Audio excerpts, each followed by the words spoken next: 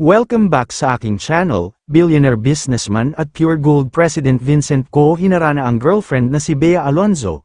Bea Alonzo na tameme sa kilig kay Vincent, panuurin at pakinggan ang buong detalye.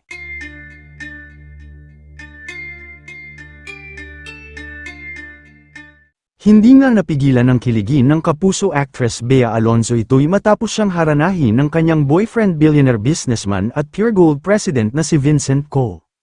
Maging ang crowd sa bar sa Quezon City kung saan nangyari ang panghaharana ni Vincent kay Bea ay talagang napasigaw din sa sobrang kilig. Kung makikita kasi sa naturang video, ay bigla silang nagkaroon ng surprise romantic duet at ang napili nilang kantahin ay ang hit song ni TJ Monterde na Palagi.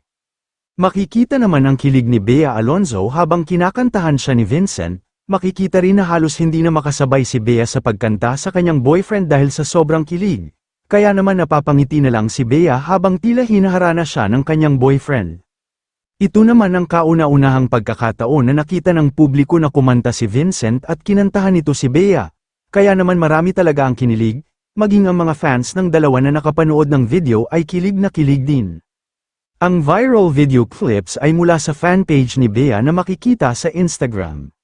Samantala, maririnig din sa naturang video na nasambit ni Bea na para daw silang love team ni Vincent, na nagpalakas naman lalo ng sigawan ng crowd dahil sa sobrang kilig.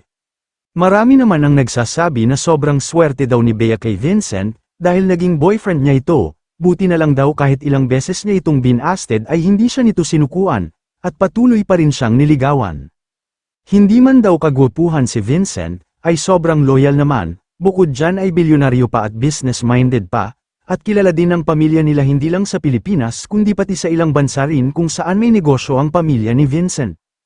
Sa ngayon makikita naman na patuloy pa rin mas gumaganda at lumalalim ang relasyon ni Bea at Vincent. Ito ay base sa ipinapakita nila sa publiko, kaya naman ayon sa mga netizens ay kasal na lang talaga ang kulang. Matatandaan naman kamakailan na napabalitang engaged na ang dalawa, subalit sa isang panayam ay itinanggi naman ito ni Bea Alonzo.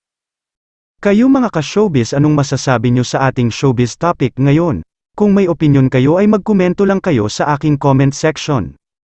At syempre kung bago pa lang kayo sa aking channel ay mag-subscribe na kayo para lagi kayong updated sa mga showbiz trends na ina-upload ko. Maraming salamat po.